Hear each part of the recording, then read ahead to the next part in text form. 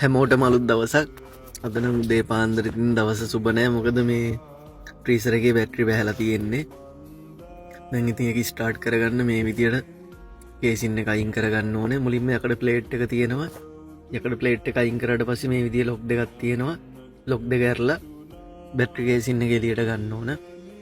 මේ රතු පාටින් තියෙන්නේ මේන් ස්විච් එක වාහනේ.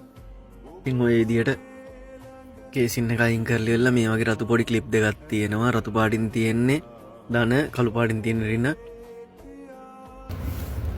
ඊට පස්සේ බැටරි වයර් එක අරගෙන ඉවරලා ස්ටාර්ට් කරගන්න ඕනේ. ඊට කලින් ෆ්‍රීසර් එකේ තියෙනවා මේ දොර අරගන්න ඕන.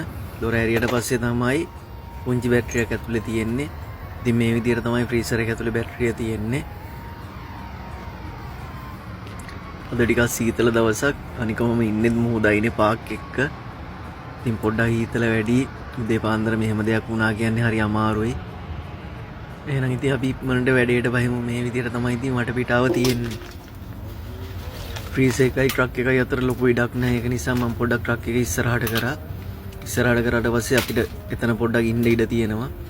ඉතින් මේ විදිහට බැටරි වයර් දෙක අරගෙන ඉවරලා මෙන්න මේ විදිහට තමයි අපි කනෙක්ට් කරගන්නේ. ඊට පස්සේ අපි මේ විදිහටම බැටරියට සෙට් කරගන්නවා. ඔන්න ඔය විදිහට ඉක්මනට බැටරියට සෙට් කරගෙන ඉවරලා ස්ටාර්ට් කරනවා. ෆ්‍රීසර් එක ස්ටාර්ට් කරන්නේ මෙන්න මේ විදිහට. ඉතින් ෆ්‍රීසර් එක ස්ටාර්ට් කරනකොට පොඩි එලාම් එකක් එනවා. ඊට පස්සේ තමයි ඒක ස්ටාර්ට් වෙන්නේ. ගොඩක් වෙලාවට බැටරිය බහිනවා අඩුයි. මේ දවස් ටිකේ පොඩ්ඩක් මේ කූල් එක අඩු ලෝඩ් අරගෙන ගියේ. ඉතින් වැඩි ෆ්‍රීසර් ස්ටාර්ට් වුණේ නැහැ. ඒ නිසා බැටරිය වැස්සා. වැඩ ටික කරලා මේ විදිහට අපි ප්ලග් කරපු ටික ඔක්කොම ගලවන්න ඕනේ. ගලවලා ඒක පිළිවෙලට අයින් කරගන්න ඕනේ. ඊට පස්සේ ඔය මගේ පොඩි ආයුධ සෙට් එකක් තියෙනවා. ඒකත් වහලා තියලා මේ විදිහට අපි කේසින් එක අපු ගලවපු ටික ඔක්කොම තද කරගන්නවා.